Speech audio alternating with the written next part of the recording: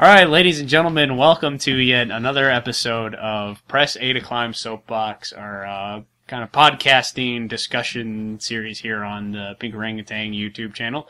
I am joined here today by Benjamin Arthur.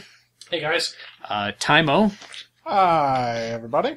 And Meatbunkt. Hi. You may remember, of course, Benjamin Arthur and Tymo and myself, NazTMann, have been a part of everything here at Pink Orangutan, and you may remember Meatbunkt from our Magicka videos. No, that's right. That's right. You were in on one of those soapboxes. I can't. So you're fired. Get out. I really was hoping that you weren't going to notice this whole time. I think I was there, and instead, just let me. No, there was a distinct. Me on the payroll. There was a distinct drop in volume level, I know, which right away volume. let us know that you weren't there.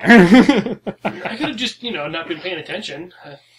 Yeah. I'm not sure that's really making the better case that I should. No, not continue really. to No, not really making a good case for yourself, my friend.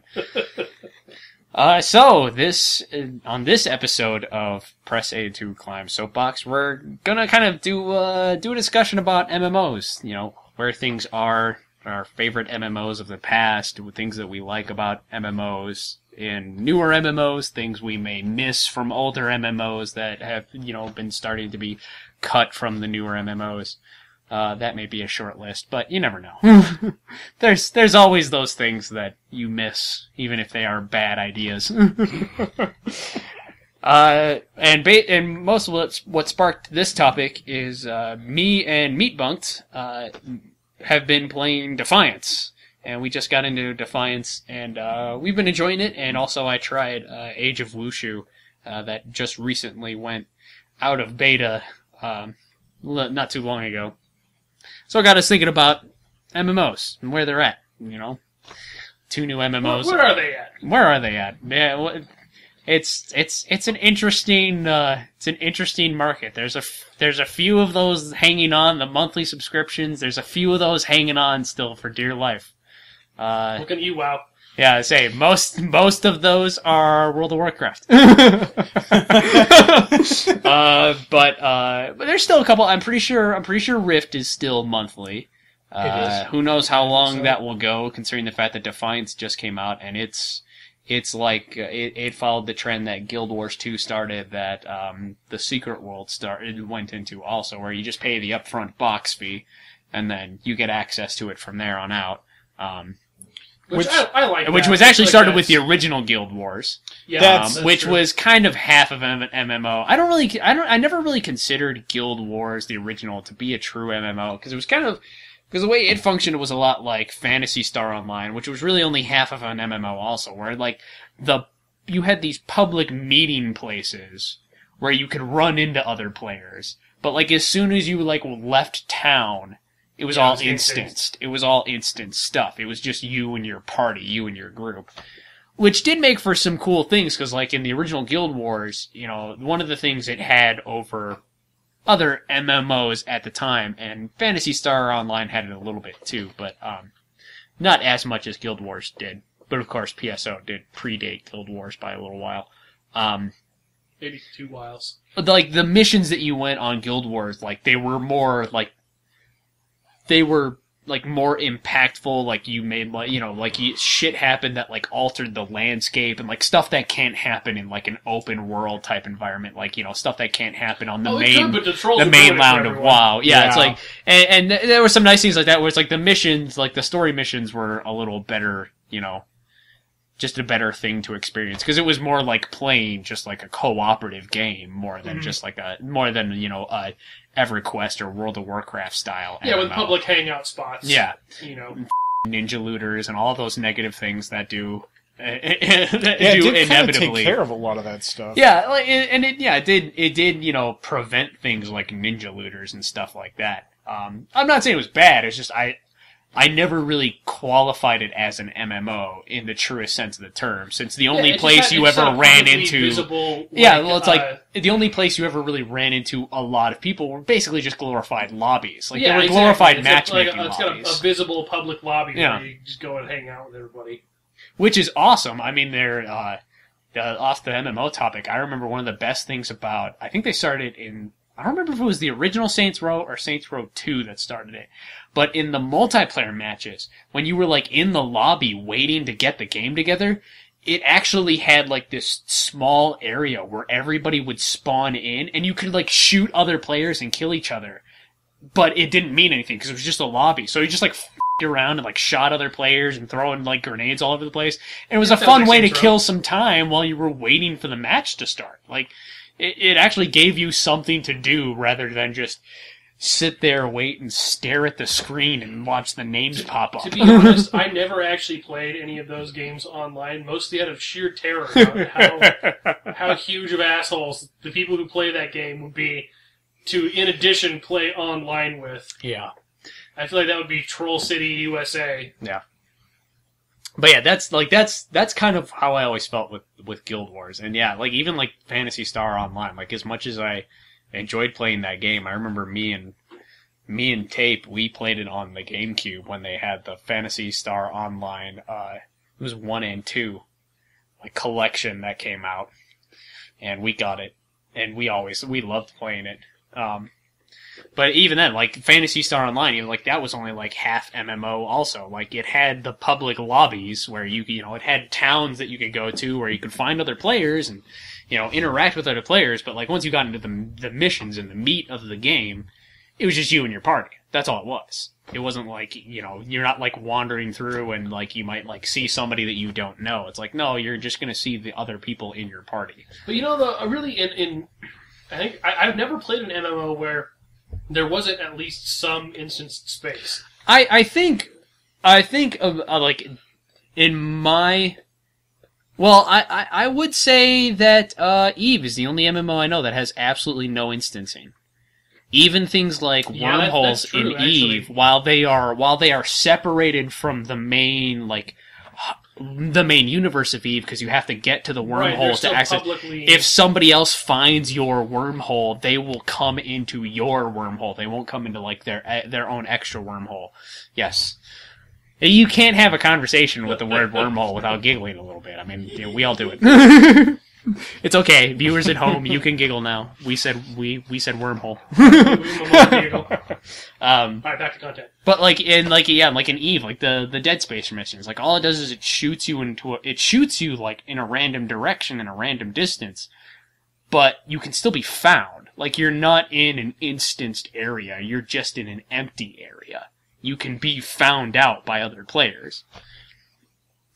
But we digress. We can talk about Eve more when we get into the conversations about Eve. So then my question is, if we're not considering Guild Wars a true MMO by virtue of there are no other players there in the space unless you invite them to your party, what's the difference between that and, say, a WoW or something else where you're on a server that doesn't allow PvP? Well, no, but the thing is you can still run into, in the overworld of WoW, what can they still do? run into... You can still interact with them. They can still like steal your monsters. Yeah. They can still like if you're on a mission, if you're on a quest that has to kill a monster, they can still ninja loot your shit and stuff like that. Like you can still interact with them in some way, shape, or form. But what I'm saying is, like in Guild Wars 2, once you go on the mission, that's it. You are never ever going to have any experience, voluntary or not, with anybody that's not in your party. Ever. Yeah, like you're not gonna do it until the mission's over and you go back to the town hubs. Like that's it. It's not like even in WoW where it's like all the times I've spent playing WoW or City of Heroes or other games that have the overworlds. It's like most of the time I just see other players and just watch them go by. I don't interact with a lot of them. But the thing is that I can if I want to. I can go up to them and say hi. I can shoot them a party invite. Or I could, send them a duel request. But yeah, like, I don't want to, most of the time. But you have that option, Yeah. Well, because it's like that thing, like in, I guess we'll start it off with, everybody's favorite MMO that they've played. We'll let everybody get out what their favorite MMO is.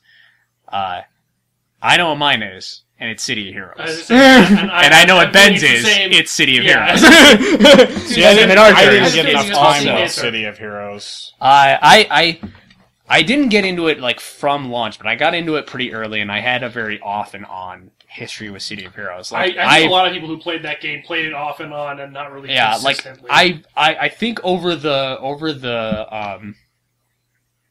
7 years it was out, I think I played it like for at least 2 months every year. But I think the longest stretch I ever had with it, I think I had a year stretch with it once. I had a year stretch with it. A year one time. Playing that, but a lot of my other stretches were about like 3 months long until it went free to play, and then I was pretty much like once every week or two I would at least pop in for a little bit once it went free to play, and then sadly, City of Heroes was shut down. I know, so sad. Save NCSoft or hashtag save COH. Screw you, NCSoft. I have to get it out every time. I love that game. Anytime I bring it up, I have to throw out the hashtag save COH because that game was awesome. And the studio was awesome. Like it was, it's one of those game studios where they were nice people. Like they interacted with their community very well. Yeah. What was very strange to me to see the whole free-to-play overhaul, and they put a lot of work into that. It was very apparent. A lot of work into that. A year later, they're like, never mind. We're just gonna close the studio. There's a lot of servers. There's a lot of discussion we could make just about that. And I think maybe we'll save it for a soapbox at another point in time. We can rage about NCSoft. We can rage about how we hate. We can rage about how much we hate NCSoft and how much we hate Microsoft's USB wireless controller dongles. Yep, it would get to that point eventually. You were right, Tymo. We would bring it up eventually. I knew it would come up. We gonna tell that story, or we'll tell that story. Nope. We'll tell that story when we actually record Magica. We'll tell that story. Okay. When we record more Magica, we'll tell that story. But yeah, City of Heroes is my favorite MMO that I've ever played. It's easily the one I've spent the most amount of time in. I really enjoyed that game. Well, everything about it was good. One of the things that is something. Perfect, but it's definitely something that's a little more unique to City of Heroes than it would be to something like World of Warcraft. But one of the things that you miss out in, let's say, a game like Guild Wars, where the only place you run into other players is in the town, the hubs. I think one of the things you may miss out on in a situation like that is in City of Heroes, there'd be times when I would just be at a bank, or I would be at the university, which is essentially the crafting house for those who haven't played City of Heroes, or just out in the middle of Atlas Park under the Atlas statue, and you just watch the people go by, and sometimes there'd just be somebody who has this wicked rad costume, and just you just get to see it, and then I'd message the guy, hey dude, your costume is rad, or girl. Yeah. It could have been either. Or weird space alien thing.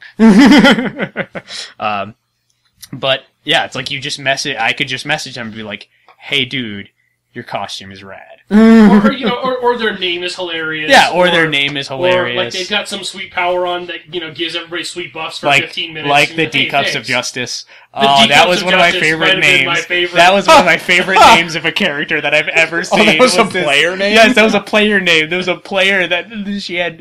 I'm assuming, I don't mean to be sexist, but I'm assuming that a woman wouldn't name her character the D-Cups of Justice. But if it was a woman, good on her, because it's hilarious. It's a hilarious name. I would guess that it was probably a guy, but yeah, it was a female character, and of course, the body proportions were made so her breasts were ridiculous size, because it's a comic book MMO, Right. So of course, comic book female body dimensions apply. But yeah, and the character's name was just the D-Cups of Justice, and I have never laughed at a screen handle so hard in my entire life. It was perfect. It was so great. That's pretty fantastic. But then there were just awesome ones. I saw one that was, I think it was Banff Man or something like that, but it was he had, he looked kind of like Batman, but if Mad Magazine designed Batman. You could tell that he was trying to reference Batman, but it was made to look all goofy and shit, and he was just called Bamf Man. That Mad Hatter version of Batman. Yeah. And yeah, it's like, there was awesome stuff like that where it's like, I feel like, I mean, I know that in the towns and Guild Wars, you may have been able to run across the same type of thing, and mainly it was a thing that was very unique to City of Heroes, and a little bit in Champions Online as well, because both of those games just have the one of my favorite things about City of Heroes is the character editor, the costume editor. Was amazing. That was most of my time with that game. Oh yeah, no, every character I made, I guarantee I spent no less than like an hour and a half in the character editor. I spent so much time in the character editor making these awesome costumes. Oh, you know, I had some rad-ass characters. Like Stone Pharaoh. Oh, yeah. Maybe I can throw up a montage of... Because I've got screenshots of all my old characters saved on my computer. Yeah, well, let's do it. I'll throw up a montage of my some of my old character designs. Hashtag Stone Pharaoh for life. Hashtag COH for life.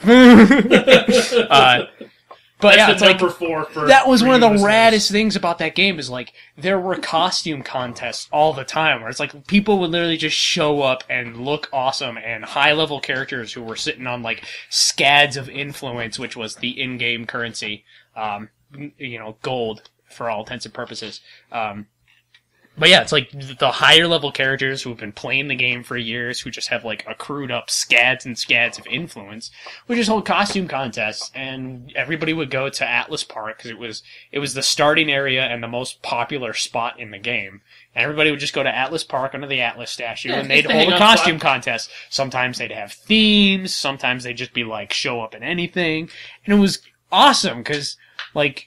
You got to see all these people in rad costumes. You could submit yourself if you thought you had a rad enough costume. And it's like, it was a really awesome thing that really, like, brought the community together, was these random costume contests. Well, and I think that I can't tell you how many times I would go to a costume contest, and then, like, afterwards, like, somebody would be like, hey, we're starting up, like, a task force. Who wants in? And it would fill up, like, immediately, because there's 50 people there for the costume contest, and task force only hold 8 people, so it's like, oh, we want to start a task force.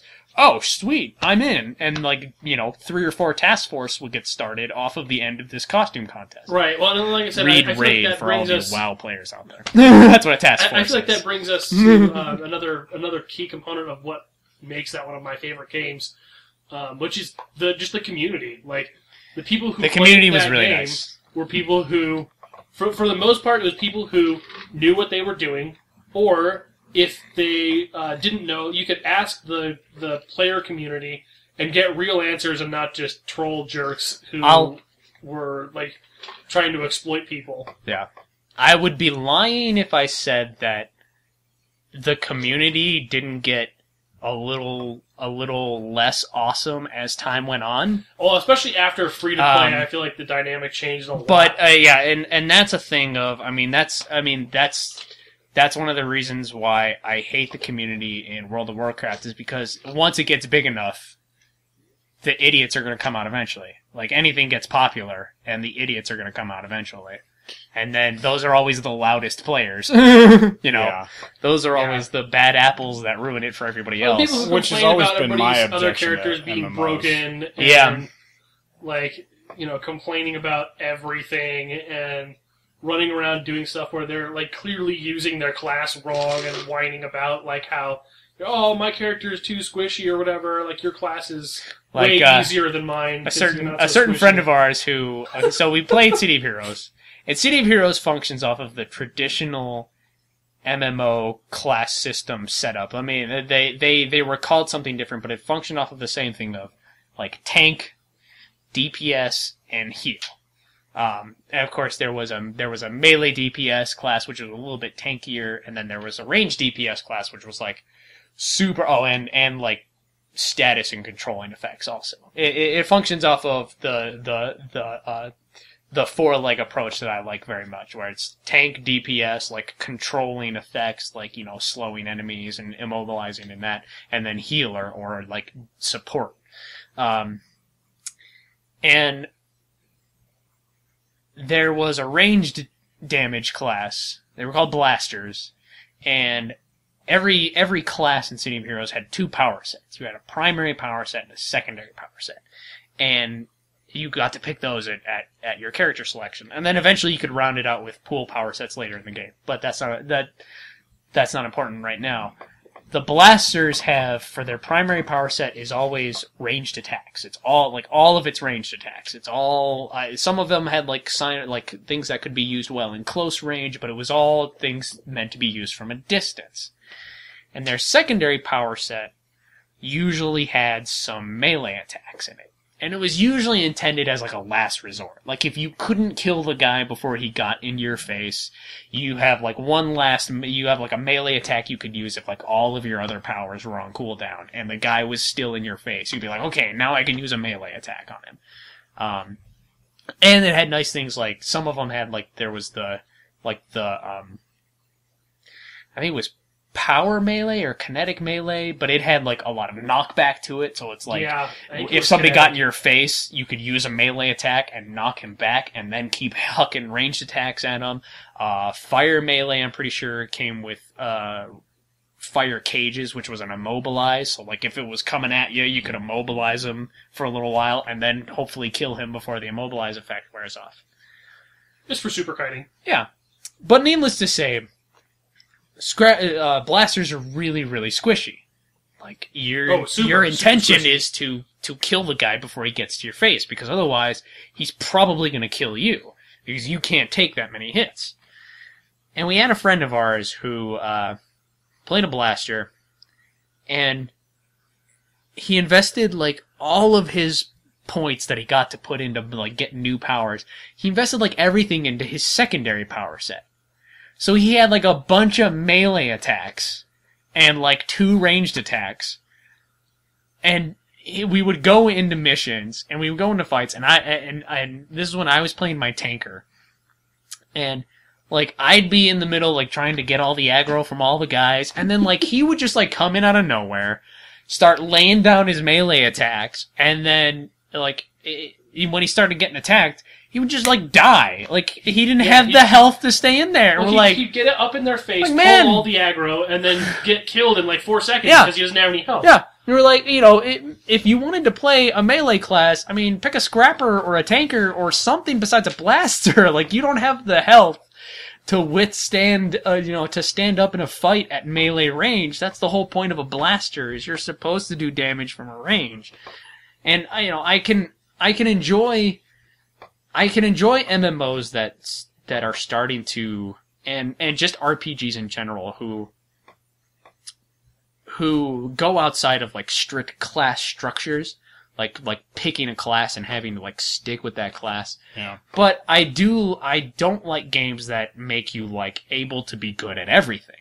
I more like games that have certain drawback. If you're going to, if you want your character to do a lot of damage, you're gonna have to give up some things to do that. You're gonna have to give up some, defense or survivability in order to be able to do more damage than other players. I've never been a big fan of games that just, let you be good at everything no matter what. Yeah. I think that's one of the main drawbacks, I'd say, too. One of the things that is one of the few things I don't like about some of the Elder Scroll games functions. It's a little different because it's a single player game and it's more forgivable in a single player game because you can't find people to round out your party. But definitely in multiplayer games who give people every player the option to be awesome at everything, I'm no, this isn't fun for me anymore. I like the concept of you have to have a team. Me being good together at one thing, and getting my friends that are good at other things, and we become a cohesive team through these, through these pros and cons that we all have. But City of Heroes had a traditional class style setup. You picked your archetype at character creation, and that was the archetype that character was stuck with, unless you deleted the character and made a new one. Yeah. So it's you picked a blaster. And you're thinking outside the box, which can be good in some instances, but you're thinking wrong. Your plans are bad. This is just a plan that's not going to work for you. I don't care how unorthodox your thinking is. This is just a plan that's not going to work. Instances where it's your playstyle is bad and you should feel bad. Yeah. Like, and like there's certain things where in that game with picking the right combination of irregular power sets, you could come up with some really gross combos. Oh yeah, that were totally awesome. But this was not one of them. This was much more a case of picking the wrong archetype and then playing it the way he wanted to, even though that's not how it's designed at all. And because that's not how it's designed, instead of changing how he played, he was just getting his ass kicked all the time. It's like, he picked a ranger, but decided he wanted to play it like a warrior. It's like, no, that's not how this works. You picked a ranger. You're just gonna die if you try to play this like a warrior. Like, you don't have the ability to do what you are trying to do, just inherently, That was the thing about, like, that's what made tanks and scrappers be able to survive in Melee, is they both got defensive power sets, which just let you live longer. For tankers, it was your primary power set, and for scrappers, it was your secondary. So it's like, but that's the thing, is like, not only do scrappers and tanks have just more health naturally than a blaster does, but they also have powers that let them survive, and the blaster has none of that. Like, all of their powers are around killing something, just doing straight up damage. So it's like, when you decide that you want to run into the middle of a mob of 15 guys and think that you're gonna survive at melee range, like, that's just not gonna happen, dude. Yeah. That's just not gonna happen. But yeah, like, the character creator of that game, it was fantastic. The community was really nice. It was so granular, that character creator. Like, you could really make a lot of changes that, there weren't... I don't think I ever saw the same looking character twice in that game. No, I honestly don't think I ever did. Like, in World of Warcraft, there are 100 jillion people who look virtually identical. Well, yeah, because there's not that much flexibility in terms of how you can style your character. Well, plus it's all, like, and especially once you get to, like, max level, everybody looks the same, because everybody, like, every warrior's wearing the same gear that you get from the max level raids. Every priest is wearing the same gear. It's like, maybe there's differences between, like, your PvE gear and your PvP gear, but then that just means every priest in your raid looks the same, or every priest that you fight in PvP looks the same. Yeah. Because, they're all wearing the same stuff. And that was one of the great things about City of Heroes is, like, I don't think I ever ran into two people who I was like, this guy looks just like this guy, or I remember a character that looks just like this that I've seen before. Every time I saw somebody, it never brought on a sense of, like, deja vu or anything. So it always felt like everyone was original. What was the name of your tiny tanker, Meat? I don't remember. Actually. I don't remember the name of. So long ago. He had this tanker whose body type was like the giant size body type. There were 3 body types you could pick from. There was female, there was straight up male, and then there was huge, which was a guy, but it was it was hulking muscles. Yeah, so he picked that, but then he scaled it down to the smallest size that you could pick. we had a fun time. So midget Hulk. Yeah, we would take the huge body types. I think he was like 2 feet tall. It was like I think the lowest you could get was 4 feet. Was the shortest you could make a character. I just remember him being tiny.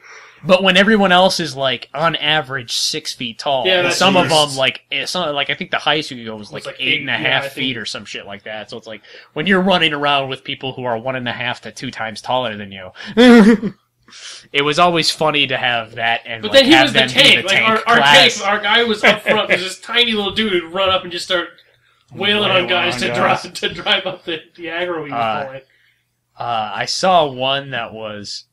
I don't remember his name. I think he just named it Foghorn Leghorn. But it was the same concept where he took the huge body type and he made himself really small, but he also made his outfit out to look like a chicken. And it was actually very, very convincing. Like, he looked like a chicken on steroids. I'm surprised he didn't go with the chicken hawk on that one. Oh, the chicken hawk. But, there was another thing about... Oh, and one of the other things I liked about City of Heroes, which, I mean, in a lot of other MMOs, I haven't quite experienced it as much as I did in City of Heroes, was I mean, it made sense because it was about being a superhero, but like, City of Heroes made me feel like a badass. Oh, yeah. I will never forget, because my tanker was always the character that I played the most, and I remember that was one of the first games to really do missioning with people who are like either levels above or below you really well. Like that game had it down very, very solidly. And I remember one time I was playing a mission with this team and I was leveled down to them, but it was only like 2 levels. It wasn't that far. And we were going through the mission and we weren't doing that well. So I was like, okay, well, what? I was like, okay, I'll turn myself back up to my normal level, back up to my regular level. So I was like 2 levels above everybody. And we were in this mission where there were just huge groups of guys. Like, I'm talking 20 to 30 mobs in one group. And so, like, if you shoot one of them, they're all on you. You're pulling all of them. And that was one of the reasons why we were dying so much, is because we just like couldn't handle it. So I turned myself up to my regular level, so I was a couple levels higher than everybody else, and I would just jump straight into the middle of the group, and I would just tank the crap out of it, and it felt really awesome to be able to stand there in the middle of a group of like 30 mobs. And just be able to just like stand there and beat the crap out of them. Shrug it off like, while just they all take try it. to pound your face like with it was clubs just, and shit. It just that or game magic powers more or than whatever they had. I think more than any MMO I've ever played has just made me feel awesome. Yeah. And I've never had the same experience in another MMO. Like even Champions Online, I've played some Champions Online. I just don't get the same feeling. Like I don't get the feeling like I'm as much of a badass in Champions Online, which is another superhero MMO, as I did in City of Heroes. I think that's one of the things I loved about City of Heroes that I really hated about like going to World of Warcraft, when it's like I'm in World of Warcraft and there's sometimes when I have like a hard time taking on like one mob or like 2 mobs and like 2 mobs and all of a sudden I'm like over my head. And it's like in City of Heroes, you like never ran into mob groups. Even if you went into instance missions by yourself, you never ran into mob groups that were less than 3. Like everything was in a group of 3 or more. Yep. And the thing was, it made you feel awesome. Like it made you feel badass. Especially when it's just there was like still that level of danger there too. Like it wasn't like you ran in and you were guaranteed to win. Oh no! But it was like if you knew what you were doing, if you played it right, and you did what you could to play at the most effective level that you could, then you really would like constantly take on these groups of like several guys at once and overcome them consistently. Was that because it had a mission? It actually had the option to adjust your mission difficulty. Because City of Heroes, most of the actual missions you did were called door missions, which were instance missions essentially. Okay. You go around the town, you find the door you have to go into, and you enter the building. It's essentially just an instance mission. There were some missions that were that would take place on the overworld, but most people liked doing the door missions better, just because it's the same payoff from Guild Wars, where the instance missions generally were just went along smoother than like the overworld missions. But and you could actually adjust the difficulty of your instance missions. And if you turned up to like the higher difficulties, it threw bigger groups of guys that were like higher levels, and it would throw more of the more powerful like elite enemies at you and stuff like that. Because they had like tiers of monsters in City of Heroes. They had like the regular minion guys. They had lieutenants, which were like slightly better. They had bosses, which were even better than lieutenants, and then they have arch villains, which were essentially a player, just an NPC. Like, they had all the power a player had. Most of the arc villains actually, their moves they would use against you were actually power sets that you could get. That's cool. And so if you turned up the mission difficulty, maybe there were more bosses in that mission, or more lieutenants, and, it varied from mission to mission and how high you turned up the difficulty, and also how many players were present. That was one of the things I loved about City of Heroes. How many players were in your team? Like, it could scale so well. Like, no matter if you had, like, if you were going by yourself, it was a little rough. But, like, if you had, like, a team of, like, 3 people, or a team of 8, because the max team size was 8. It's like, if you had 3 people or 8 people, it did a really good job of scaling the missions to you, which was really nice about that game. I think I've had, because me and Meat had some experiences with Champions Online that were very sour. We would play with my brother. And aggro just system's so bad. Oh yeah, like the aggro system in that game was just wonky. As it was just like I felt like the game was making it harder for us to play because we were playing in a group. And I'm like, this is an MMO. Aren't you supposed to make me want to play with other players? But this is just turning me off to playing with other players.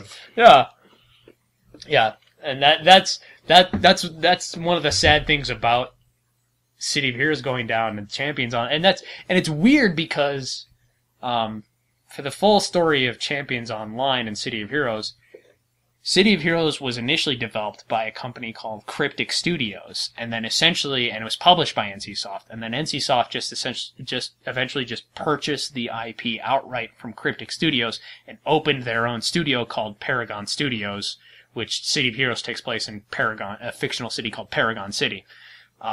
And that's who took over development of City of Heroes, was NCSoft's own studio. And then Cryptic went on to make Champions Online. So all of the awesome stuff that was in from like the beginning of City of Heroes, like, you know, the ease of finding players to go mission with, the ability to adjust mission difficulty, like mission scaling really well. It's like all of this stuff that made playing with other people in City of Heroes so awesome was like completely devoid from Champions Online. It's like, it was just weird to see. Yeah, kind of strange. It's weird to see them do so well with one game and then go into the next game and like just do terribly, like not make it fun at all to play with other players. Well, the thing is Champions was already its own IP. Like, it was already a pen and paper. It is its own game that intellectual property, already. But no video game or computer game had existed that's in the saying, IP, so you still have all of that leg room to function. But I wonder though, like, what restrictions were placed by on the them? Rule set, maybe. Yeah, like how did they have to like live up to a certain approximation to the? There is always that. Pen and paper I mean, set, I mean, like every game that's actually branded Dungeons and Dragons, you know, always has to live up to, like, the new MMO coming out, Neverwinter, which, you know, it's got, you know, it's based around 4th edition rules of D&D, and so, like, they have all of that game, like, you know, game errata and, you know, all of that established game mechanics of the pen and paper that they could really make, that really the fans are going to expect them to translate into a video game form. Like all of the old, all the old 2nd edition, like the Baldur's Gates and stuff that were all based on like 2nd edition D&D. It's like the reason they have a lot of the rules that they have is because they were translating, you know, D&D from the pen and paper into a computer game. Yeah. It just so happened that back in those days, it was really easy to just make all of your rules the rules from 2nd edition D&D and just add graphics to it. Yeah. It's like all those old RPGs for the PC, like Baldur's Gates and where it's like literally it's just like graphics and the computer does all the dice rolling for you, but when you got down to like the meat of the game mechanics, it was literally just like D&D 2nd edition. Yeah. Which, there's nothing wrong with that. There's nothing wrong with that. No, D&D 2nd edition functioned quite well for a long time. Yeah. My dad still talks about the gold box games. Oh. The gold box. Well, we'll get into Albert's favorite MMO, because I know what Albert's is, and we could talk about his for a long time. Yeah, I feel like there's going to be a lot. I don't know how much experience you have with MMO, Tymo, and especially since you laid the comment out about how we were talking about how anything gets popular enough and the idiots come out, and you mentioned that's one of the reasons that you don't play a lot of MMOs. Yeah, I might not have been the person to ask to come talk about MMOs, but in terms of the ones I have played, I played the original Guild Wars for a while. Mm-hmm. I played WoW. and that just was no fun for me because I didn't know anybody else that was playing WoW at the time. Wow, that's a shock. I mean, it's like people had WoW, but nobody was active when I was playing it. They were all like out of it for that 6 months. Oh wow! So it was a lot of me wandering around the forest by myself. Yeah, which got old really fast. Well, and that's been one of the problems with me trying to get back into get into any MMO either. Is like I played a lot of City of Heroes, and like me and Ben played a lot of City of Heroes, and Meat, and actually Ben's wife played with us. That's true. Scary Uncle Devin from our other videos, he played with us, and so like we had a decent group, and my brother played. So it's like when we had like everybody, if we could all play on one time, we had like 6 people. So we had like almost a full sounds team. pretty it was awesome. like a built-in, rounded-out team. If we all and yeah, and that was the thing. It's like since we were all playing, like I was a tank. Ben, you usually played. I think you played on your scrapper a lot. Yeah, it just depended on which. My brother played. My brother played Defender, which is the healing class. Lindsay had a controller. Albert had another tank. I think Devin had a blaster. So it was like we had like a fully rounded out team, just with our friends, and then we just would find random people to play with us. I have to say that's one of the nicest things. Were you there that time that we played the like all tanks? No, I was there. So we played one time. We were playing. No, here's how it happened. You got to tell the whole story. No. It's a good story. So we were playing, me, Ben, and his wife. Yeah. And we were playing, and then Lindsay had to go. She got off for some reason, but me and Ben were still playing. And we had just been on a team, and I was playing my defender, and Ben was playing a tank, and the other guy was a tank. And so I just went and found more random people to fill out our team. That was one of the nice things about City of Heroes was I've never had a better experience just getting random people to play on my team and having them actually be good than I have had. Yeah, they don't suck and they're not jerks. I had no problems just inviting random people into my group, and 9 times out of 10, it was great. Yeah. But so I just started sending out. I used the team finder tool that they had, which was really nice to find other players. And just like started inviting everybody. I just like started sending invites out. I would type stuff in the broadcast channel like, "Hey, we were a level 16 or whatever team looking for more." And it just so happened that I found I think we got up to 7 people in total. Yeah, it wasn't quite the full team ever, I don't think. I was a defender, and the other 6 people were all tanks. All of them. Every single one of them. So then we gave ourselves. Fantastic. So then we were going into the missions, and one of the other guys thought up a great stipulation because one of the great things about the best thing about tanks is the tanks were the best at keeping aggro. Not only did they get a taunt ability, which kind of essentially just aggroes whatever enemy to you, but their attacks, relative to the amount of damage you would do, their attacks accrue like 5 times the aggro of other classes. It might not have been that drastic, but it was significantly more. Like compared to the other classes, compared to the amount of damage that you do, tanks still accrued more aggro for each attack. So we decided that our stipulation was now, if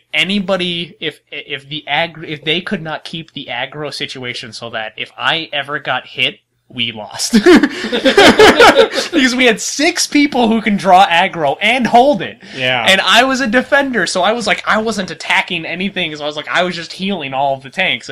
I had a couple of attacks that I could use, but I didn't use them that often, because I would just rely on the tanks. I would just keep healing the tanks and keep healing the tanks. At that point. And we decided that, if I took damage, we lost. Fights, though, the missions took a little while, because the whole point is the tanks don't necessarily do a lot of damage, and neither do defenders. So it's we had no source of damage, which made the missions take a little while. It was basically like a battle of attrition. We slowly whittled away at the enemies while I kept healing the tanks. That's fantastic. But it was hilarious. It was funny, and we got through like two or three whole missions before I ever got hit. But I did get hit eventually. We were like, no! No! And I think it actually turned out that we ended up having, I think that was the last mission. I think that was the last mission we did too. I think we disbanded after that mission. Which I think it was like, I think that both me and Ben had to go. So I was like, it wasn't just like, it wasn't us actually disbanding because I got damaged, but it was funny because it kind of turned out that way. After we were finished with the first mission where I got hit, we ended up disbanding, which was hilarious. That's great. So, I played WoW for a little while, and that was just a poor decision. Yeah. Poor life choices. Well, since we never actually aired that Soapbox, the fans may not quite know as much of our hatred for Blizzard. Ours is a little bit strong. I'm we'll on get back okay around to terms it. with Blizzard. Yeah.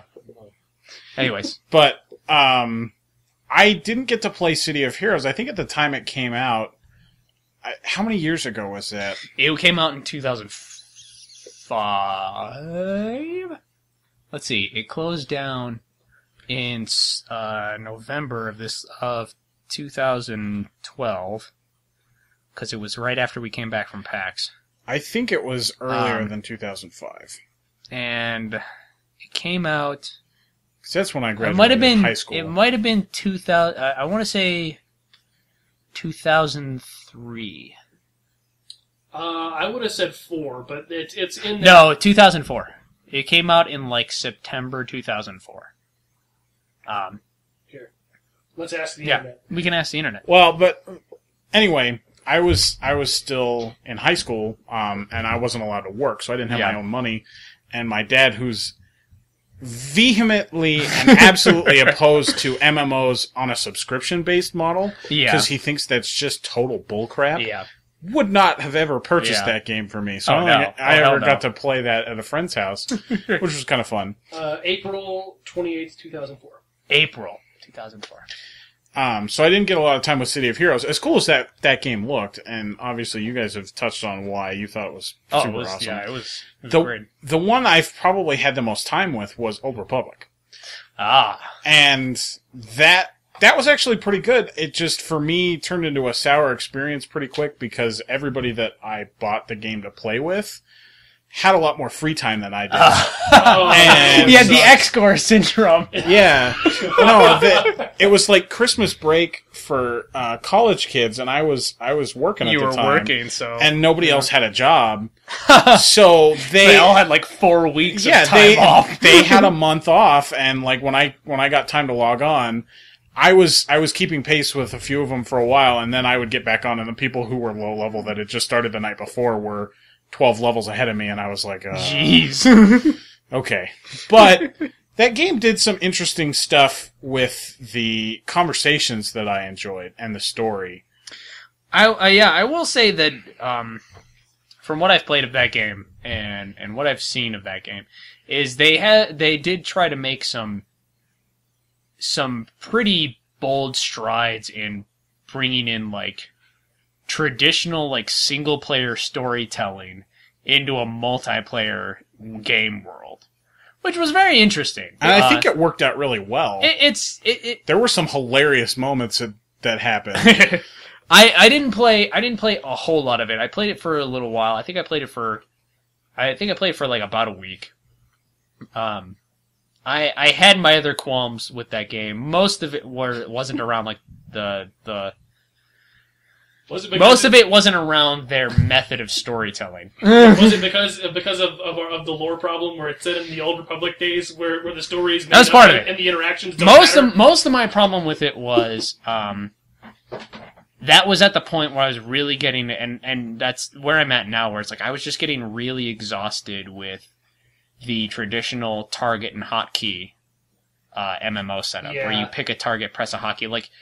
I played City of Heroes, years after it came out because it was 8 years old when it was a little over 8. It was like 8.5 years old when it got shut down. So it's like, when I was playing City of Heroes in 2010 and 2011, I excused that it used an old system because by game standards, it was old. Like generations of systems had come and gone in its, in its lifetime. So it's like, I I forgave it for that. But when the Old Republic came out, I was at a point where I was like, I feel like new MMOs, I felt it an antiquated system at that point, which is a subject we can touch on after you keep talking about your experiences with MMOs. Yeah. That's a main point that I wanted to touch on that we'll definitely touch on here soon. No, with that game, that was probably the best thing about it for me was the story and the elements they brought in to make the playing with a group feel more than just like having people help you complete a quest. Like they had the random chance to make some of the story decisions for you. Yeah, I remember seeing stuff like that where like it would randomly some of your teammates could make a decision for you. Well, essentially in a conversation, everybody picked a dialogue response, and it functioned like the other Old Republic games that they made. Yeah. Is it would play out like a cinematic conversation. You get to pick like 1, 2, 3, or 4. Mm-hmm. And everybody got a dice roll for their thing. And then it would pick the highest dice roll as the party's response. Oh, man. So there's one time when we're playing a group that's pretty awesome. Myself as a Jedi Guardian, Azalea, I think, as a Jedi Counselor, a friend of ours who moved to Vegas as a smuggler, and a fourth member that I can't remember right now, but I think it was another Jedi. Uh-huh. So the party's definitely shifted towards the light side of the Jedi. Force. The Jedi's probably. And I'm pretty sure all the Jedi picked a similar response. It was a conversation in which the power had gone out on a ship or something like that, and the engineering crew was stuck in the one section of the ship, and either you could open the airlocks to that section of the ship, or you could fight your way around through the harder section of the ship. So of course the Jedis are all like, "Okay, we'll fight our way around. We'll help you get out of here. We'll fight." And the one smuggler's like, "No, we're venting into space." And guess who won the roll? Okay, that's pretty awesome. That's pretty awesome. I'll admit that's pretty sweet. So even though I was kind of irritated in the moment, I have to admit that was hysterical. That's hilarious, yeah.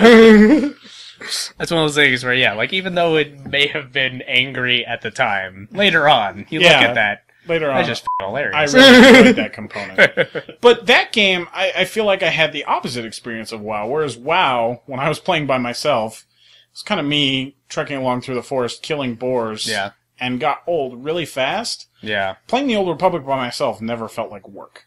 Yeah, see, and I think that's something that it seems to have, like, the little bit I played of it, it's something I could see very nice, where it's like, if you didn't have other people to play with, it seems like it could still be a fairly enjoyable experience. Like, even though I played City of Heroes for very long, I mean, like, I never, like, very, very, very rarely ever did anything by myself. Like, if none of my friends were on, I would try my hardest to get onto a mission with pugs. I would just try to get into a random mission with other people. Like, I never missioned by myself, just because, I mean, it's not that, like, I couldn't, or, like, it was just a little... for no reason, you got less experience doing it that way. Well, yeah, it's like you got less experience because there were less enemies for you to kill, and generally in City of Heroes, the way the experience splitting worked out, it generally worked out that the bigger the group you were in, the greater experience potential there was. Yeah.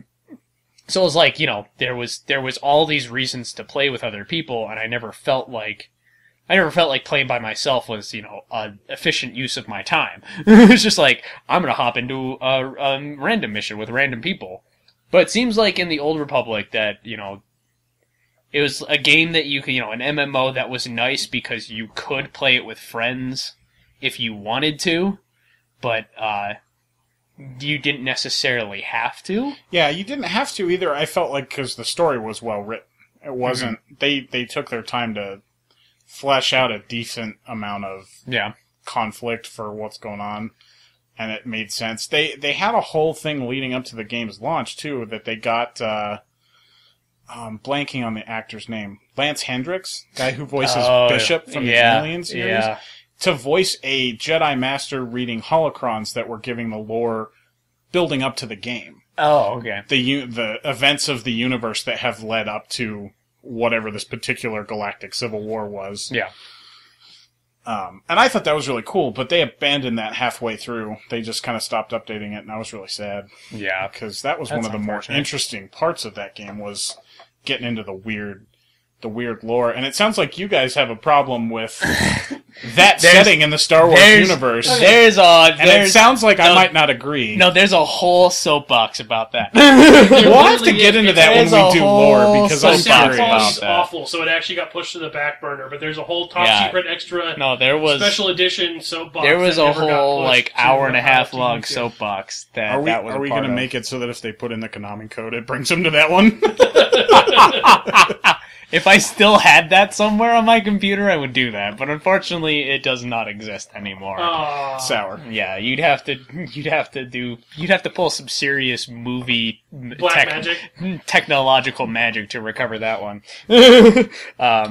Well, I think the core complaint is that that's a whole other soapbox. I'm just saying. I'm going to cut that off right now. That's a whole other soapbox. When we do the lore video, I want to talk about it. No, you'll be there. Trust me, you'll be there. And I think that's something that I've liked about Defiance is, even though me and Meat have been playing it. Like, we've been playing it together on, like, probably about half the time that Meat's played, we've been playing together, but Meat's involved in Eve, and we'll branch into that very soon here, and that's, for those who haven't played Eve, Eve's a very can be a very time-intensive MMO, so especially for someone who's in it the way that Meat's in it, it can take up a lot of time. But like, I've been mostly playing the game kind of like solo. I'll go into like the Arcfall events, which are just like world events that happen. So like, I'm with other players, but we're not like in teams or anything like that. But we are all working towards a common goal. But most of the time, I've just been playing solo, and the story in that one, admittingly, has been better than some other MMOs I've played in the past. Like, I'm actually, like, interested in where they're going with the story. It's not, like, super amazing, and, like, definitely, you can tell, like, oh, this is definitely, like, this is definitely not a story that could hold over a single-player game. Like, if this was a single-player game, this story would be horrible and atrocious and would just be lackluster.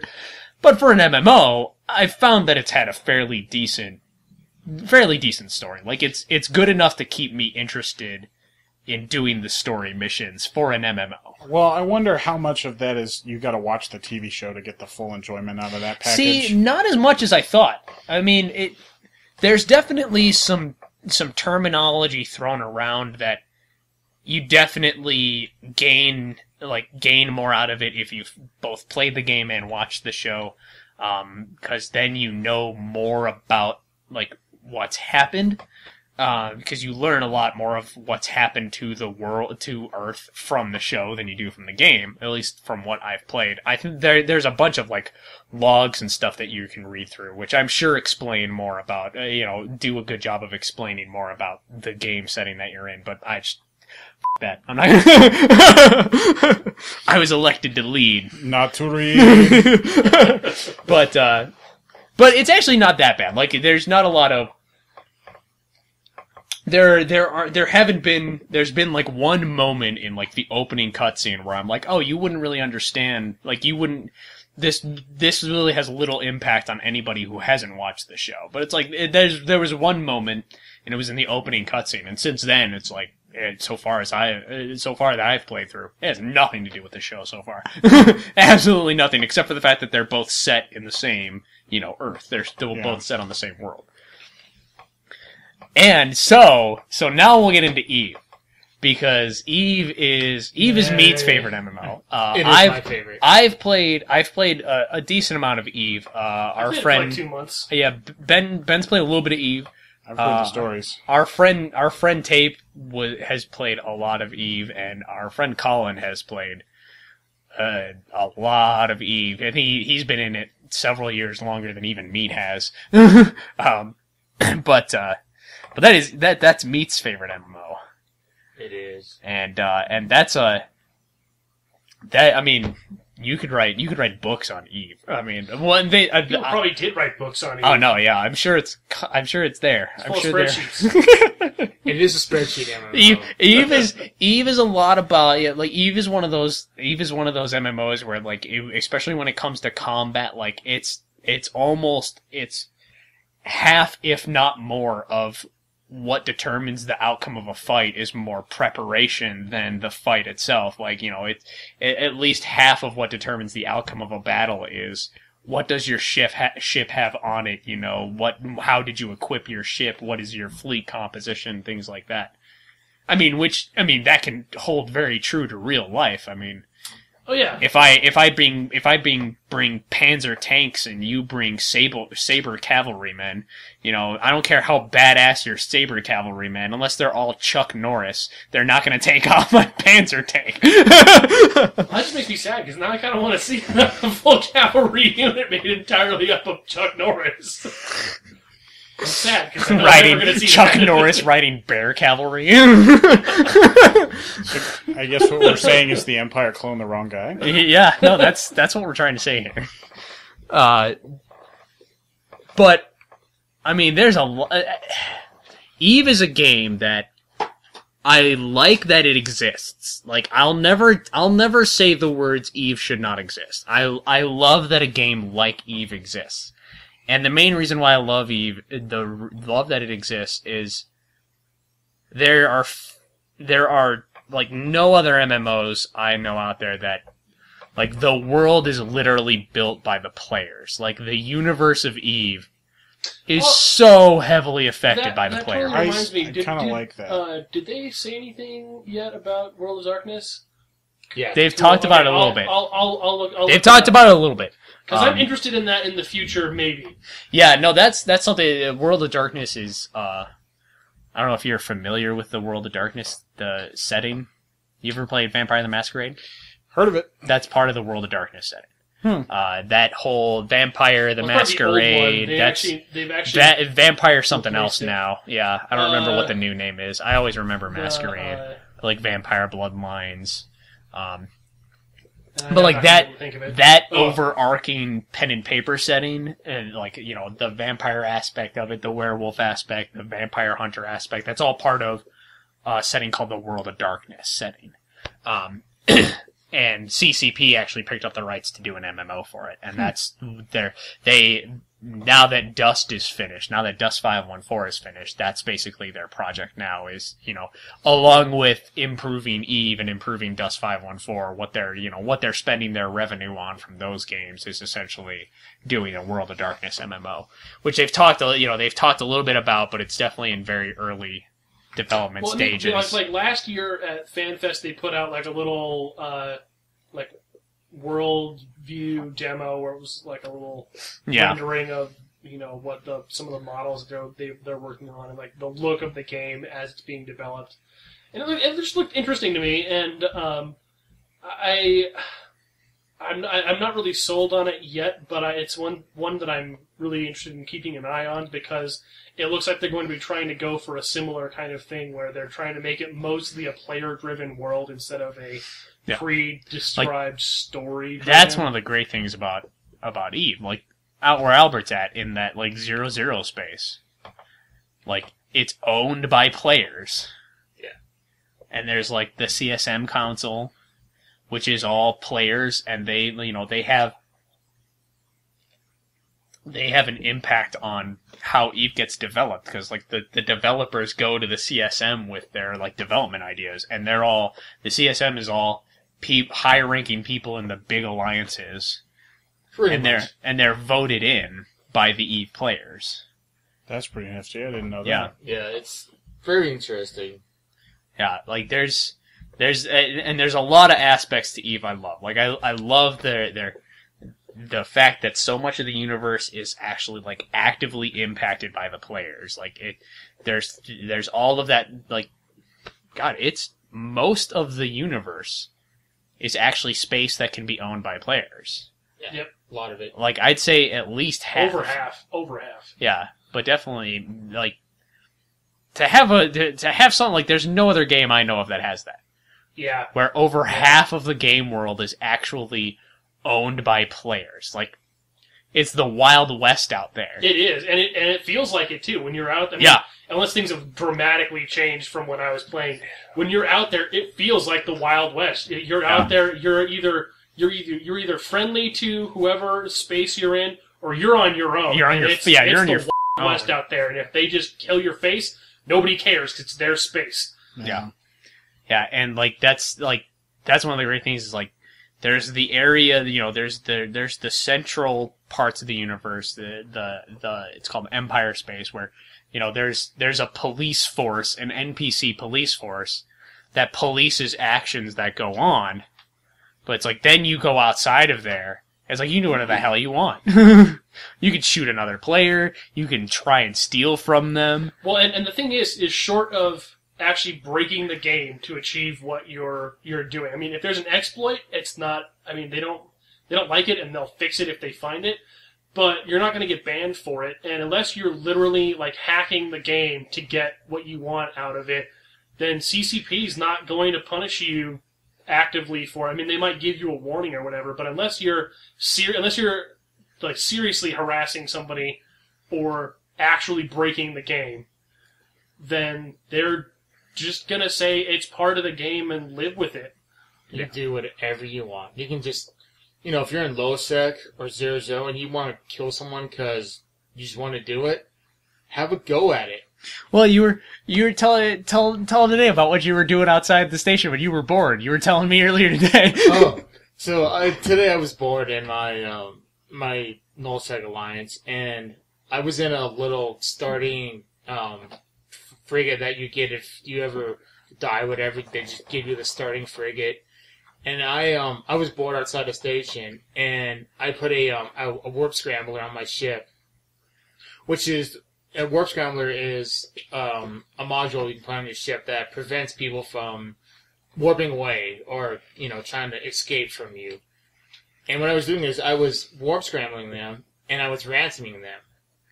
And I would say, you give me, 3 mil ISK or whatever and you can leave or else I'm going to shoot you.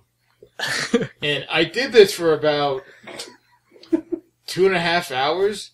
And I actually got some ISK from it. Some people actually paid. Some people actually gave me ISK for it, and then I got yelled at by the higher-ups in my alliance. And they're like, no, you can't do that. But that's the great thing is, it wasn't CCP. It wasn't the developers. In the game. And he did it for hours. He did it for 2 hours. Before somebody came and yelled at him. I'm surprised nobody called your bluff if you're in the starting ship. Well, it was funny, too, because I would still shoot at him. Yeah. Who cares? It's the starting ship. Well, that's what I'm saying. It's why didn't somebody just be like, I'm going to take my chances, bye. Which they could have done, and I wouldn't have cared, because I got the ship for free. Yeah, even if you shot at them and they shot back, you don't care. You're in the starting frigate. Okay, but yeah, I get some hits from that. What else have I done? You can scam people. I've scammed people for... Oh, there's scams for days. Scamming is great. I love scamming because it's something in... It's one of those things that EVE does. It's if you did this in any other MMO, it would never fly. The GMs would be all over your ass, hey, don't be scamming people. But it even happens all the time. Which is essentially what I was doing. I was scamming them. Yeah. But yeah, it's one of those things where it's it's not breaking the game to do it. I mean, it's mean... No, yeah, he's not hacking the game. It's a dick move, but he's using the system of the game to fool you. He's not calling the guy, a pedophile in the public chat. Yeah. He's not, he's not doing anything that's going to get him in trouble. They won't care. Scamming people is not against the rules. It's part of the open player world where, sometimes people act like dicks. And the open player economy. The entire marketplace is, there's NPC corporations which manufacture some objects and stuff like that, but there are definitely things there are items, I'm pretty sure Tech 2 items are all player made, right? Mm-hmm. About 95% or higher of stuff that you buy in EVE is made by a player. Yeah. At some point. There's a bunch of stuff that's it's all made by players. It's all put up on the marketplace by a player. So when you purchase it, your money is actually going to the player. And it's a huge, deep economy. Into the bank. There's actually people that have made billions and billions of the in-game currency without ever leaving the station because they just they just manufacture stuff. They manufacture stuff and they put up on the market at a profit. Yep. Yeah, I remember. They don't ever leave the station. Yeah, I remember a guy that when I used to play the original corporation I was in a long time ago with Tape and Colin. We had a guy that played with us named Thunder who he made all of his money. He the actual plane of Eve, like when he undocked in his ship and went out and did stuff. That's not how he made his money. He just did that because he wanted to. That was what he did for fun in Eve. How he made his money was, his manufacturing. He would manufacture ships and sell them. And the main thing is he would sell them out because if the farther out you get from Empire space, the more and more you're going to run into not necessarily always being able to find what you want. So it's you can make something that, in the central, trade station, the central trade system of Jita, doesn't sell for a lot. But you go way out into the boonies and suddenly you can get 5 times the price for it because it's way out in the boonies and they don't have to travel all the way into the center of space to get it. Yeah, and that's how he made his money, is he just manufactured ships and sold them. And everything else he just did for fun. When he went out and killed rats or went on went on agent missions and stuff like that, he just did that for fun. That wasn't his main source of income. That was just what he did for fun. Eve also has a monthly subscription, but if you make enough of the in-game currency, you can actually buy your month. That's something that's very it's one of those things where I never would have thought that they would have been able to sustain themselves as a viable business model, because if you make enough ISK, you could just buy a Plex and get another month of play. So it's if you play the game enough, you can play it for free. Those are coming from players, though, right? It's coming from players who buy months of the game. And instead of using them for themselves, they sell it to somebody else. They pay for Plexes they pay for a Plex and they get the Plex. The Plex is dropped in their inventory from CCP, and then they will sell those Plexes on the market for ISK. Yeah. So CCP is still making money either way. It's just what you end up with is players who are essentially buying in-game currency and other players who are basically playing for free because they're good enough at earning money that they can afford it.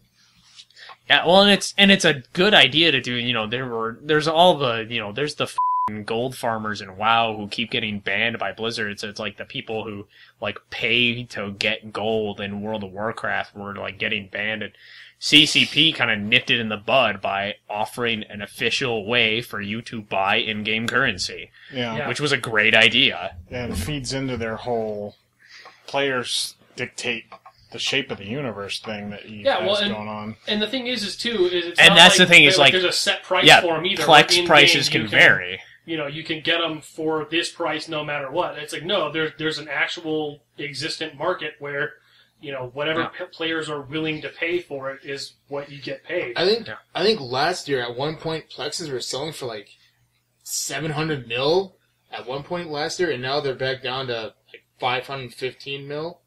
Yeah. And I remember the last time I played, they were at 480 mil. They were at 480, 490. That was well over a year ago now, but they vary in price just like everything else in that game, because and it's not even just depending on the day. It's depending on the day, depending on where you buy it and from whom you're buying it. Absolutely, it's a legitimate open market where. Like I said, that's one of the things. There's the main trading hub of Jita, and generally, on average, things are cheaper in Jita. But the problem is most players, when you get the more time you spend in the game, there's more and more reason for you to venture farther away from the central planets and systems. Yeah. And Jita's pretty deep into central Caldari space. And so things are cheaper in Jita, but a lot of the vets are 20, 30 jumps from Jita, so it can take you a long time to get back to Jita. Then that's 20, 30 is even, that's a short trip for some vets. Like, some of the vets are way far away from Jita. So it's one of those things where it's like, you don't necessarily always have the time to spend to go back into Jita to buy stuff. So then, like I was talking about, our friend Thunder would do was like, he would have those same, he would make items but post them up for sale, because you have to store them at a station and sell them from one spot. And then that person has to come and get it from that station. It's not just like you buy it and then it magically appears in your inventory where you're at. Like, it's a physical object that exists at a station. You buy it from that station, so if you want it, you either have to go pick it up or you can contract somebody to get it for you. Which, that's always, that's always a risky endeavor, because everything's, since everything's so player run, that guy could just decide, okay, I'm gonna because, you can put forward collateral. You can force people to put forward collateral on the contract. So that way, like, if you've got an expensive item that you think they might steal, you can force them to put ISK forward. So that way, if they steal it, they're not just getting away, like, empty-handed. Like, you're still getting at least some of their money. But you can still find people who put expensive things up for contract for you to transport them. And some people don't always put collateral on it, and you just up and take it. There's been plenty of people that have not put in like enough zeros. For collateral, and people have got some sour about sweet those stuff for factors. You get like packages that have like 500 million ISK worth of stuff, and they meant for you to put forward like maybe 100 million collateral, but they only make it 100,000. Then you're like, F that, I'll pay 100,000 for all of this. I'll pay 100,000 for like a fully Tech 2 fit ship. But wait, you also get Bob Barker would be very disappointed with you. But and that's just one aspect. Oh yeah, no, yeah, it's like that's one of the things that Eve is like. There is a lot to Eve. It is probably the true sandbox game. It's one of the best sandbox MMO. It's probably and that's how like Mega most open. Yeah. Oh yeah. Yeah. That's god. Like when Bob got shut down by one guy. One guy shut down the biggest corporation alliance in the game. And these are the stories I've heard. Yeah, about the ridiculous... because he infiltrated, because he was a spy for Goon Swarm, and he infiltrated it deep into Bob and got to a point of power, and then he just screwed everything up for them, and it was awesome. And again, CCP's not like, we'll roll back and fix it for you. CCP didn't like, no. They're like, he was a spy. Yeah. That's a thing that you guys trusted him. You trusted him. You gave him the roles. Yeah, that's not our problem. That's not our problem, buddy. You screwed that up, not us. And it's a really good sandbox MMO. Like it's one of the truest sandbox MMOs I think I've ever seen out there. Like you can do agent missions, and even within agent missions, you can do security missions where it's mostly about combat. You can do courier missions. You can do mining missions. You can do industry where, you can do exploration missions. You can do industry stuff where you just build and sell stuff, like we were talking about. You can go out into 0-0 space, and then you start competing in, player warfare, where, corporations of players are at war with each other and fighting constantly because you're fighting over space. It's huge battles. They even have, like, the faction warfare stuff, which is, it's like the... You can also participate in protests. You essentially offer yourself... Yeah, you can also participate in giant protests, where hundreds of EVE players all log into Jita and shoot at one statue monument because they're protesting crappy expansions. It's some good Which times. it's had its rocky history, and I think the thing is, it's real tough to get into. The learning curve is steep, to say the least. Oh yeah, it's gotten better. It's gotten gotten way better. The last time I played was years ago. It was rough to start. When I first got into it, I first got into it in like 2004. Yeah. I first got into it before Meat, but Meat's been playing non-stop since 2007, so he's got more in-game time than I do. Colin has been playing For days. Since 2004. He doesn't really play much anymore. Like, he doesn't actively play much anymore. He basically just, like, I don't even know if his subscription is active anymore. But from 2004 to 2012, I can legitimately say he was playing EVE for those 8 years. And it's like, yeah, no, when in 2004, that learning curve was a bitch. Like, you basically had to figure out, like, if you didn't have anybody to tell you, you basically had to figure out everything on your own. The tutorial mission was so bad, it was, okay, you jump on the ship, you fly up to this point, you shoot this guy, end of tutorial. Yeah. Yeah. It taught you how to target and how to activate your modules. That was it. Not how to that was the ship only thing it taught you. Fit it a certain way. It didn't teach you the differences between the different weapons. It doesn't teach you about like, mining. It doesn't teach you about, it doesn't teach you about tackling players, which is the term for locking them down with, like, stasis webifiers or warp disruptors, basically making it so they can't get away. It's called tackling. It's like, it doesn't teach you any of that stuff. Like, if you just went off the tutorial for EVE, you would think it was the lamest thing in the world. But, like, there's so much to the game. Yep. So much to the game that was just not explained. And it has gotten a little bit better. Now, it has. The tutorial is about 90 minutes. Yeah. Which is, that's just the start, and then after that, it helps you branch out to what you wanted to. It has a couple of things to, like, get you started, like a couple of tips and a couple of missions that give you some tips on how to get started and what you might want to do. And like that's the thing that I just love about EVE is the openness of what you can do in that game. Yeah. I haven't played it in a while, and I don't know if I'll ever be able to get back into EVE, at least how it is now. I just, it's just one of those things where what I like to do in EVE is fighting. I like to do the missions, and I like the small game fighting. I never got into the big scale warfare. I never really got into that. I like the small scale fighting. I usually did agent missions, but I did a little bit of small scale PvP when I was in EVE. Well, there's a lot of metagame to the big scale stuff too. Yeah. It's huge. Because I mean, when you're just going into, like, the little fights where you're fighting, you versus some rats, or, like, you versus, like, one or two players, like, it's not that crazy. But when it gets down to, like, okay, now it's going to be my 60 guys versus your 80 guys. Well, what can we do to And that's not even that big for EVE. That's small fry for EVE, yeah. When you're talking about battles that there have been battles containing, 1,500, 2,000 players plus. Of players. 60 versus 60 is short game for The servers EVE. Don't like that, though. They fixed that. They fixed that with time die, which is a pretty awesome aspect. Time dilation. That really, unfortunately, it's a nice aspect, but it only, I have to say it only really works in, like, an MMO like EVE. Like, it only works with a game where combat functions like EVE does.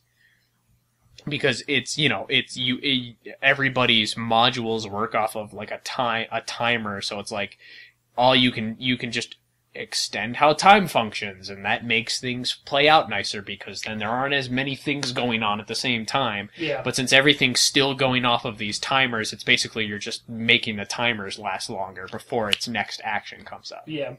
There was a fight, I don't know, 4 or 5 months ago, that in the old system before tie-dye, I'm not sure we even could have fought, but we might it probably would have crashed. Probably would have crashed. Probably would have crashed the Anyway, node. the fight in the old, before tie-dye, probably would have lasted maybe 45 minutes.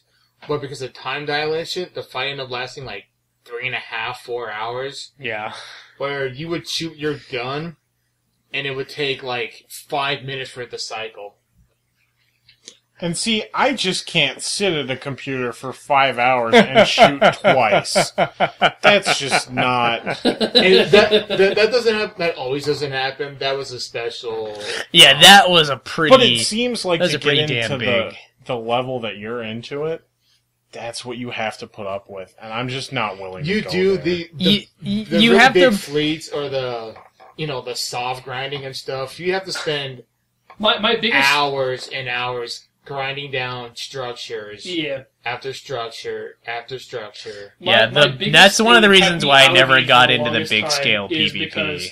Is because everybody I knew who played EVE played it like they'd go like either get into a big fight like that and like it would be like slow and kind of clunky because of having as many players as they did, or it would like the biggest one was like back in the day it was like you go and mine and Josh. it's like you just AFK mine like my brother would mine. You go out and mine and you go out to an asteroid you wanted to mine.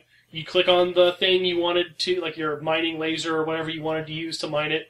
You'd set it up, and it would, automatically fire a laser once every, 5 or 10 seconds. And every once in a while you'd tick up in a little bit in terms of what was in your cargo hold. And that was it for like 10 or 15 minutes until your cargo hold was full. And then you go back to the station, dump it off. And meanwhile, you hope you don't get like hit by pirates or just people who are just coming to. Well, yeah, it's like depending while you're mining. Depending on the security status of the system, there may be NPC pirates that come out to like that spawn at the belts, every couple of minutes or so, or a player may even decide that he wants to come and try and kill you and steal all your stuff. But like for the most part, let you do all the work and make all the profit. And so a lot of people I knew who played it was like they would go mining and then they'd switch and like watch TV or play a different game. Alt tab out of EVE and play a different game for 5 minutes and then jump back in EVE real quick to jump back and sell their stuff and then come back and go mine again. And it's just one of those things where it's like I can't pay $15 a month to like spend 3/4 of the time that I'm in the game playing a different game. Like that just seems dumb to me. It is a very like it's a game. It is a second job. It is a game that reaches a specific audience. I feel like you have to be okay with a game that generally has a slower pace than other games. It's a very very not slow that it can't be exciting at some points, but comparatively, yes, its pacing is slower than most other MMOs. So like it tackles it. You have to enjoy that. If you don't like that, then you're not going to get into EVE. And I think that's one of the reasons why I haven't been into it for a long time is because the thing that I liked doing was fighting, but it's fighting. The pace of the combat in EVE is very slow. Yeah. And it just I enjoy EVE, and I enjoy a lot of the high concept of EVE. Yeah. I love how open it is with what you can do. I love how open it is with like how you can build specific ships. Like, if you've got the power grid and the CPU to throw it on a ship, then throw it on the ship. Who gives a f***? Like, it may turn out to be a poor life choice later on down the road, but do it. See what happens. They don't care. CCP gives you a lot of open freedom.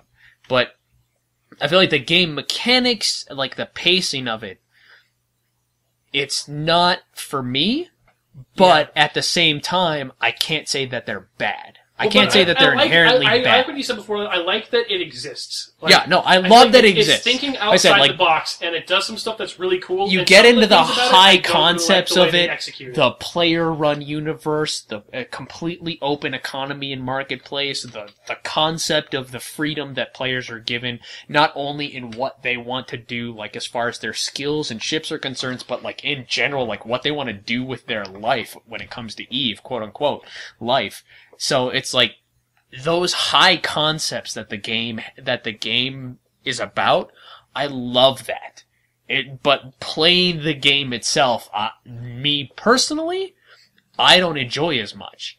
But I can easily see the draw. Like I can see the reasons why people love it. Yeah, I would have to. And agree. And that's the difference between like me and World of Warcraft. Like I don't see how people can still like World of Warcraft so much. I feel like a lot of its systems are extremely antiquated, and I feel like the things that it does well aren't interesting enough to me, even closer to when it came out. Like, I may have been able to get, like, to actually enjoy the game and get into it maybe in the first 3-4 years it was out.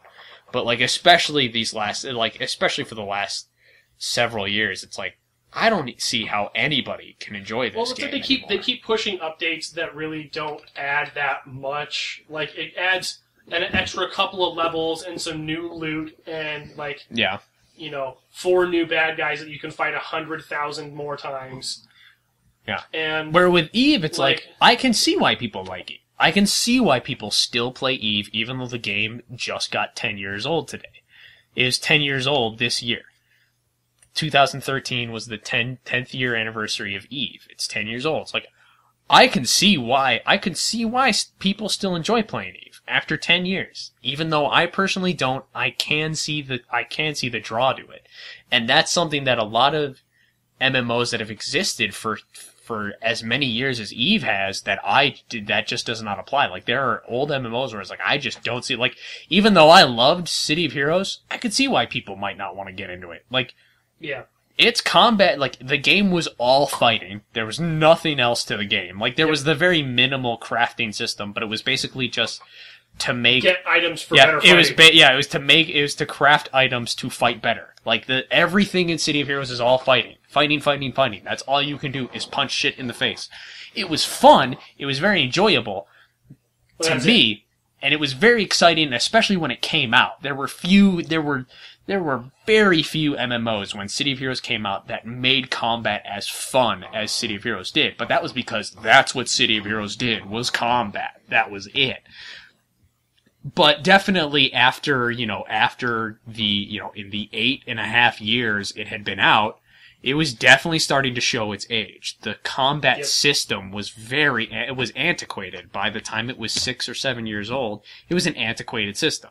It was the same: target a guy, pick a hotkey, use that ability, wait for it to refresh, hit other hotkeys while you're waiting for those, those abilities to refresh.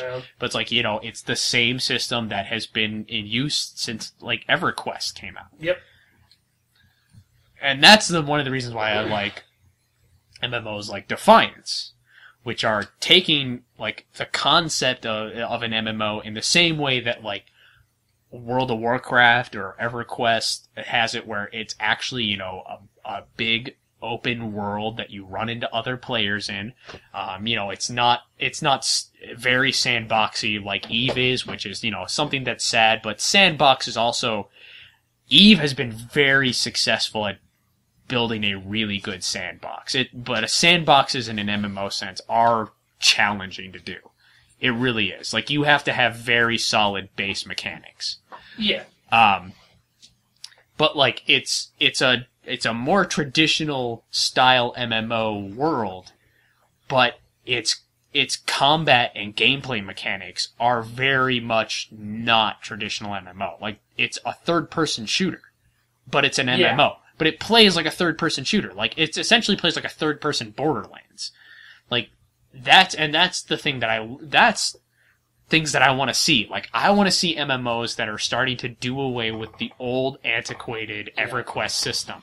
It was awesome in the year 1998 and in the year 2000, and even so far as, like, 2004. Like, even when City of Heroes came out, I wanted MMOs to do more, but I knew they weren't capable of it simply because of things like the technology, the capabilities of personal computers and the amount of data that was able to be transferred over the internet at one time. Internet speeds weren't that great. Because of those combinations, I knew that things like Defiance weren't really viable. They needed things that were based off of timers and more turn-based, because that's what the technology can handle. Internet wasn't really a thing. Yeah. Well, it's like, I remember, not that, people had at their house anyway. Yeah. Well, I knew people that played, that played City of Heroes on dial-up. Like, when's the last time you met somebody who played a game on dial-up connection? Like, dial-up has been obsolete for the last, 6 years, 7 years, probably even a bit longer.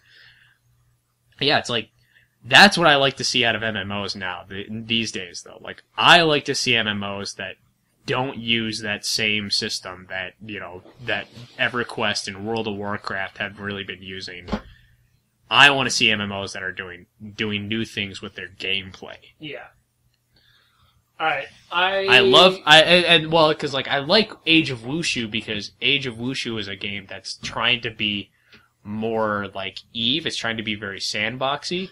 But the reason I can't really get into playing it is because its combat system is very, very much still just like you target a guy and you activate your hotkeys. And it's like, I like your concepts with, you're trying to make a more open sandbox style RPG. But the problem is that I feel it's not a sandbox done as well, and your player freedom isn't as good as it is in Eve, and its combat isn't as exciting as something in like Defiance or even games like Rift or City of Heroes or like Neverwinter, because we got to play Neverwinter this last year at PAX. Me and Meat got to play it at PAX. It's like the combat in Defiance and Neverwinter is like fun and exciting, and the combat in Age of Wushu I just felt was more of the same. Yeah, it was just too more of the same. And I felt like their concepts they were trying to broach into with the rest of their game, with trying to be more open like Eve is, I felt like they didn't quite go far enough for me to like justify, the fact that your combat is kind of boring. Alright, I actually got to roll out. So you guys can continue if you still have some more that you got to get to. But I think we can probably wrap it up. Getting going. It's an hour and a half long video at is an hour and a half of audio at this point. I think we've done a decent discussion about MMOs. Yeah. About what we've liked from the past and what we want to see in the future. What we want to see in the future. Yeah, it's like that's the thing. It was like with games like Minecraft, it's like more and more games are getting the capabilities for you to use, like to have games where tons of people can play the game at the same time. It's like, how long is it before most every game is an MMO? When MMO isn't like a tag we apply onto games anymore. Yeah, when single player is now the tag games that you apply. Yeah, it's like every game is a multiplayer game unless it's got this single player tag on it. It's kind of starting to swing that way already. Yeah, well, I mean, look at SimCity. People didn't even want that to be an MMO. And it turned into a big multiplayer game that really turned out sour for everyone involved. Mostly for EA. But mostly for all the players. Yeah, mostly for the company that made it, but also for the people that wanted to play it. But yeah, I mean, you look at that as an example of how much longer until, almost every game you play has multiplayer aspects to it. And, there's good and bad to that, definitely. I mean, there's definitely games that I've played which are single player games where I'm like, I wish this was, I wish I could play this multiplayer. I think the biggest offender of that for me is Mass Effect. I see no reason why Mass Effect can't be a 3-player co-op game. But maybe that's just me. That's just me.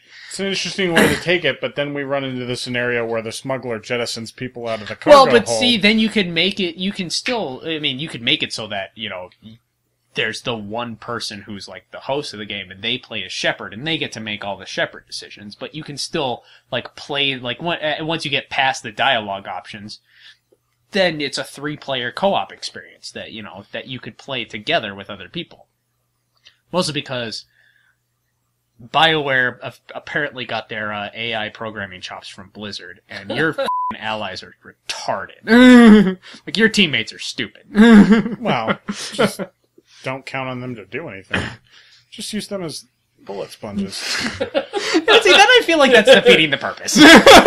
Literally, I am bringing you on this mission with me to stand in front of the bullets.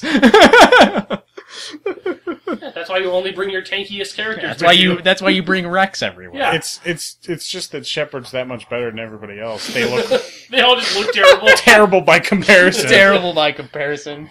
They all look like the special needs bus by comparison. We may get some flack for that one. The Mass Effect short bus jokes. Mass Effect short bus jokes. Probably from all those Mass Effect fanboys that are gonna whine. Like they watch our video. But I was gonna say both of them that watch this. Yeah, the 2 of them that might watch this video. But yeah, like that's what I want to see out of MMOs more. Is I want to see more people going away from the traditional, like the traditional. Take some risks. Old, do something new. Yeah. I was like, and I'm even fine with games that like don't make themselves like true MMOs, but add in like big multiplayer aspects to themselves, like like essentially large co-op games. Like I like the concepts of that, like. But yeah. So, ladies and gentlemen, boys and girls out there listening to our, I hope you enjoyed this soapbox, our soapbox on MMOs. Benjamin Arthur will let you say goodbye since you're out of here. Since I got to get on out. So goodbye everybody. Thanks for watching, and I'll let these guys wrap up the rest of what needs to be said. So we'll wrap it up with. We'll think of a game, an MMO that like a recent MMO that has impressed us in some way. I think definitely mine is Defiance with their like completely dedicated to the like third person shooter style of gameplay. I enjoy that. I like an MMO that's trying to get away from the more traditional target and hotkey interface. Like I love the fact that I can very easily play Defiance with a 360 controller. Yes, all of the haters out there can hate on me all they want. There are reasons why I play with a 360 controller. He did buy it for PC. I did. Yes, I do have it on PC, not on 360. But I do play it with a 360 controller. And the thing is, I lose maybe some, targeting precision, but that's an argument for another time. But I don't lose, like, functionality. Like, I'm not missing out by not having more buttons. I'm really not. And I like the concept of, I like the concept of an MMO that's going away from you having three hot bars with 10 hotkeys a piece, and you have to, you've got those like stupid crazy mice that have like 67 buttons on them. That's another problem for me getting into MMOs is past level 20, I feel like I lose out because I'm not the guy that's going to remap all the macros. And I'm not going to bind. You're not going to buy a Logitech G10 keyboard that's got like 80 extra keys for you to map hotkeys to. Yeah, that's just not going to happen. So I think for me, one of the MMO that has the concept of a recent MMO, we'll try and say like either in the last year or so that's come out. I think Defiance is the one for me. Like it really the third person gameplay in an MMO really makes me happy to see. Like that was one of the reasons why I never got into the Secret World that much, is because it looked like it was going to have, like, branch out into more of a gameplay area that, like, Defiance went, but it's the traditional target and hotkey gameplay, and I'm just like, I can't get behind that. Well, other than the Old Republic, something that came out recently that probably would be the most interesting to me was Guild Wars 2, even though some of us are not considering that a traditional MMO. No, Guild Wars 2 is different. I'm talking when I was talking about the original Guild Wars. Because I haven't played 2. Guild Wars 2 is different. And Guild Wars 2 has had some concepts that I've heard about that, that intrigue me, but unfortunately Guild Wars 2 is published by NCSoft, so therefore I cannot play it. Oh, sour. Because reasons.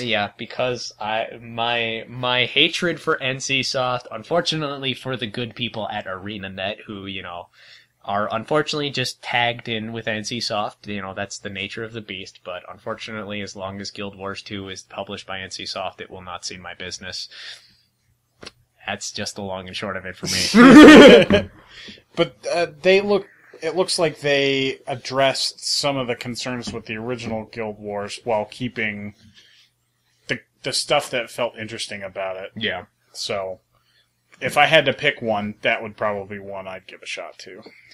Meat, give a shout out to something new. That has done something to impress you. Terra Online? Terra? I like that. Unfortunately, the more actiony gameplay. The more actiony, yeah. MMO I kind of liked. Unfortunately, it just, after a while, it felt like the same old to me. Well, from what I've heard about that game, like it sounds like the later, like after about like halfway into your leveling experience, it just turns into like a stupid crazy grind. It's It's super like, grindy. oh, that's a thing of a thing of MMO history that I think new games really need to work away from, is the incessant so grind that you have, that a lot of them have to force you to go through in order to get to later levels. I love the real time combat of it. Like, that was cool. I liked all that, but yeah, after halfway through your max level or whatever, it just becomes a big grind, and I just don't care. Yeah. If I'm gonna grind in something, I'd rather grind up ISK and shoot NPC rats in Eve for 4 hours. Yeah. Well, and like with Eve, it's like there's an ongoing component to the grind in Eve. It's like you never it's hard to quote unquote max out in Eve. Like, you can play. There are people who have been playing the same Eve character for the last 10 years, and there's still things that they could do. Like, there are still things that they haven't done in Eve. Well, so I guess we'll wrap it up here. Now that we've shared our thoughts on MMOs, where they are, where we'd like them to be. So, for this episode of Press A to Climb Soapbox, I am NazTMann. Tymo. Meatbunkt. And we hope you enjoy all the rest of the videos on our channel. We hope that you join us next time on the next episode of Press A to Climb Soapbox.